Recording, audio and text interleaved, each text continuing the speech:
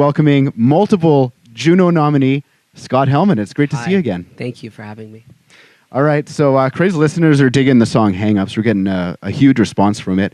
Now, I don't know if you'd agree with me here, but would you say Hang Ups is almost kind of like a natural successor to Kind of Complicated? Yeah, actually, maybe. Yeah, definitely. I think, but like with Kind of Complicated, that was like me admitting to myself that I was insane. And then Hang Ups is kind of like, please don't leave me. So, yeah, but they're definitely in the same family for sure. Definitely. Now, you said before, sometimes inspiration comes to you in the most random times. Like, have you had that again recently? Yeah, I mean, what I do is I have like a notepad on my phone with just like weird words.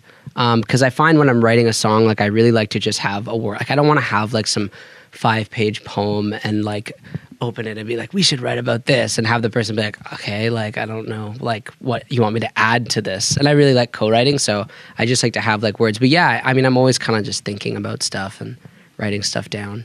So Hang Ups is a huge radio hit. Do you remember the very first time you heard one of your songs on the radio?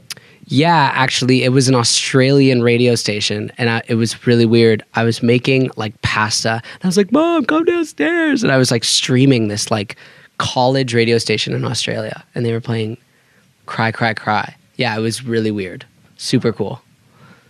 Now, for anyone else who might be creative, they might be doing music, they might be doing any other kind of art, maybe they have those days of doubt where, like, are people going to dig my stuff? Are people going to get what I do? What kind of advice would you have for them? Oh, well, firstly, I think that every single day of my life, so that doesn't really go away. But I think the thing I realized pretty early on is like, as an artist, there's moments where you have to listen and you have to take, I mean, this is just true for any person, I think, but there's moments in life where you like have to listen and take advice and like think about what you can do better. And then there's also this part where it's like, you have to know that your value as a person comes from who you are and like, what, like who you are inside, like that you have to maintain some level of authenticity. Cause like, that's why anybody would want to listen to an artist, is cause like they add something or they're different than the rest of other people. So I find the challenge is like the middle ground between those two things. And that's just comes with time and practice. Like, don't be too hard on yourself. It's like, that's things people learn, you don't just wake up one day and you're like an amazing person. You just work at it. So. Now, for those who don't know, you're involved with a pretty cool organization called Solve the Solvable. Yeah. Can you tell us what that's all about? Yeah, well, I mean, I remember when Bungalow came out and it was doing really well, and I was sitting down with my publicist and I was like, I really want to be involved with something that does good. And we were like, okay, well, let's look at all the options of things that I can get involved with. And it was just like this massive list. And by the end of the list, I was just like so mentally exhausted. And I was like, I don't know how I'm going to like do anything when there's so many problems.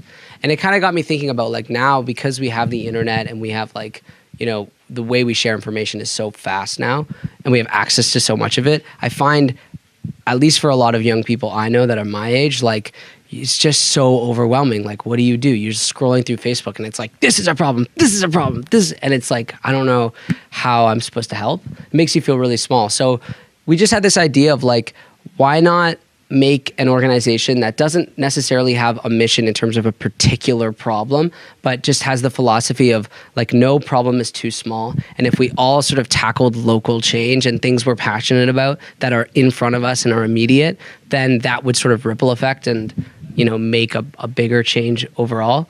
So yeah, it's just kind of a call to action for my fans or anyone to just get involved with things that are in their community, that are local and that they care about and that are close to home. And it's been really cool.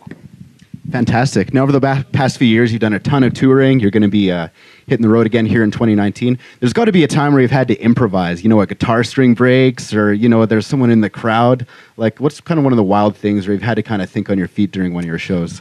I was playing at this venue in Ireland, and this venue was crazy. I was opening for Vance Joy. It was like a wild place. Like, you walk through the hallway and it's like David Bowie, like Pink Floyd, like Johnny Cash, like all these amazing artists that have played there. And I had Folsom Prison Blues by Johnny Cash in my set. And I was just like, I was so nervous. Like, Johnny Cash is one of my favorite artists, and I'm playing, Sure. Yeah, I'm playing his song on a stage where he played. Like, it was just wild. And then like right at the beginning of the song, my string snapped, and I was like, well, like, I'm just gonna keep playing. So I like mid-song, like ripped the guitar string out, like chucked it into the audience, and I kept playing, and it went over really well. And I find like when things like that happen on stage, if you just like keep playing and believe in yourself, usually it actually makes it better because people are like, oh, like he overcame something. So yeah, I mean, I like when that stuff happens. It makes the show better, and it makes everyone feel like they're part of something. So yeah, I'm sure the crowd. But just don't thought it was a heckle wicked me. Performance. Yeah, that's not an invitation to like shout stuff at me while I'm playing live. But Are you folks ready to hear some music? Cool. All right, Scott Helman, Awesome. ladies and gentlemen. Yay. Cut the tape.